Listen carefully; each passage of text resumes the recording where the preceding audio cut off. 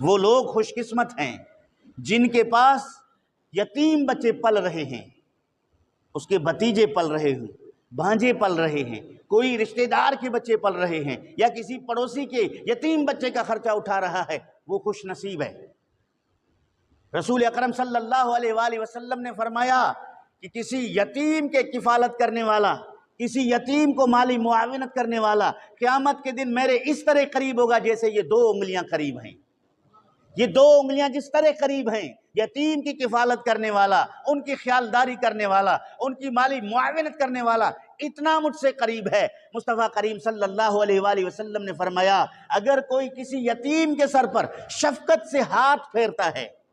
شفقت سے پیار سے ہاتھ پھیرتا ہے، اس کے ہاتھ کے تلوے کے نیچے جتنے بال آتے ہیں رب کائنات ایک ایک بال کے بدلے اسے نیکیاں عطا فرما دیتا ہے۔ نہ اس نے کپڑے پہنایا ابھی، نہ اس نے کھانا کھلایا ابھی، نہ اس نے پیسے دیے ابھی، صرف پریشان دیکھا، روتا ہوا دیکھا، بدحال دیکھا،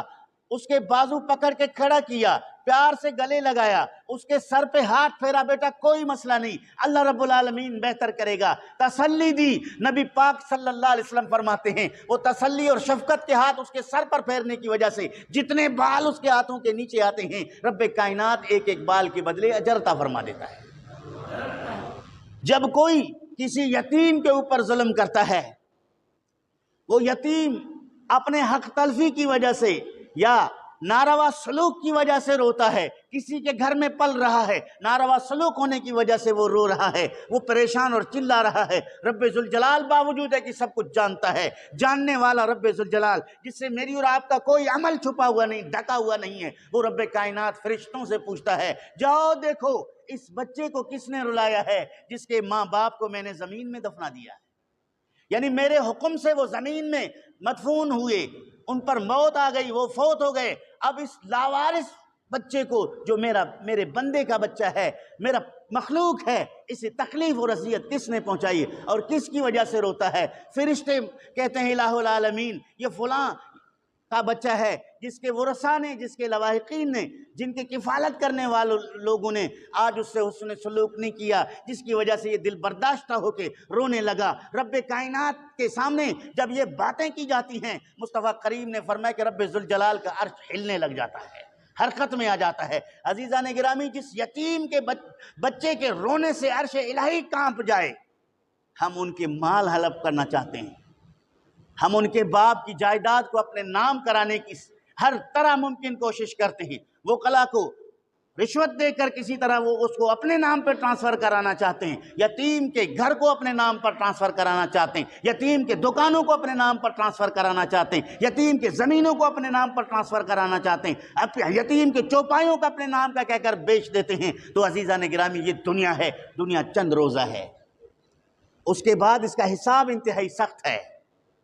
یتیم کے مال کو سنبھالنا کفیل کے اوپر لازم ہے، وہ جو کفالت کر رہا ہے وہ اس کو سنبھالے، ضائع ہونے سے روکے۔ ہاں وہ بچہ ناسمجھ ہونے کی وجہ سے اپنے باپ کی جمع پونجی کو ضائع کر رہا ہے، اس وقت بے شک وہ مال اس کے قبضے میں نہ دیا جائے، اس کے ہاتھ میں نہ دیا جائے، اس نیت سے روکا جائے کہ یہ نہ سمجھ جائے، یہ نقصان کر دے گا، اب اس کا مال اسے نہ دیا جائے، جوان ہونے پر اس کو اس کا مال واپس کر دیا جائے گا، اس نیت سے رکھنے والے کو اللہ اجر فرما دیتا ہے۔ لیکن اس نیت سے کہ اس مال کا غبن کر دے، اس مال کو ختم کر دے، اس مال کو اپنے لیے اپنی جائیداد میں شامل کر دے، تو اس نیت سے وہ اللہ رب العالمین کے قہر سے نہیں بچ سکتا۔ اللہ کے قہر سے ڈرو۔ قل هو القادر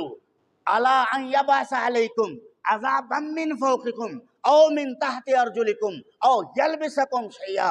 اے پیغمبر صلی اللہ تعالی علیہ وسلم، آپ لوگوں کو کہہ دیجئے کہ اللہ رب العالمین بڑا قہار ہے، بڑا طاقتور ہے، اگر اللہ چاہے تو تمہارے اوپر سے تمہیں عذاب میں مبتلا کر دے، اگر اللہ چاہے تمہارے پیروں تلے عذاب لائے تمہیں ہلاک کر دے، رب ذوالجلال چاہے تو تمہیں قوموں قبیلوں میں لڑا بھڑا کر جھگڑا کر تمہیں عذاب میں مبتلا کر دے۔ رب ذوالجلال اگر تمہیں عذاب نہیں دے رہا، یہ رب ذوالجلال کی رحمت ہے، لیکن قل هو القاہر، اللہ اسی قل هو القادر علی ان یبعث علیکم، اللہ تو وہ قادر ہے، عذاب بھیجنے پر رب قادر ہے لیکن بھیجتا نہیں ہے۔ اس کا یہ مطلب نہیں کہ اگر دنیا میں فی الفور گرفت نہ ہو، دنیا میں فی الفور پکڑ نہ ہو تو ہم عذاب خداوندی سے بچ پائیں گے، ہرگز نہیں ہے۔ عزیزان گرامی، فرعون بھی تو 300 سال تک اپنے آپ کو رب کہتا رہا، ظلم کرتا رہا،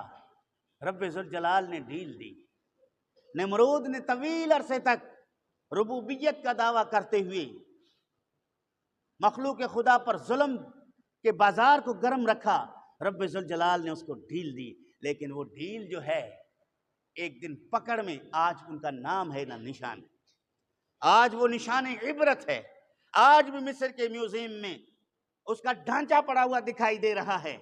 کہ لوگوں دیکھو یہ وہی مردہ پڑا ہوا ہے جو کہتا تھا کہ میں سب سے بڑا رب ہوں۔ آج اس کی آنکھیں اس سے کچھ نہیں دیکھ سکتا، اس کے کان اس سے کچھ نہیں سن سکتا، اس کی ناک اس سے کچھ نہیں سن سکتا، اس کی زبان اس سے کچھ نہیں بول سکتا، اس کے ہاتھ اس سے کچھ نہیں پکڑ سکتا، اس کے پیر یہ چل نہیں سکتے، یہ کروٹ نہیں بدل سکتا، اس کے اوپر مکھیاں بیٹھیں تو اسے ہٹا نہیں سکتا، اتنا بے بس پڑا ہوا ایک لکڑی، خشک لکڑی کی مانند ہے۔ تو وہ جو رب کی بارگاہ میں اپنے آپ کو رب پیش کرنے کے لیے مخلوق خدا کو اپنے دولت کے بل بوتے پر، اپنی قوت کے بل بوتے پر زیر کرنے کی کوشش کرتا رہا، رب کائنات نے اس کو قیامت کے لیے نشان عبرت بنا دیا کہ مصطفیٰ کریم صلی اللہ تعالیٰ علیہ وآلہ وسلم نماز عید پڑھنے کے بعد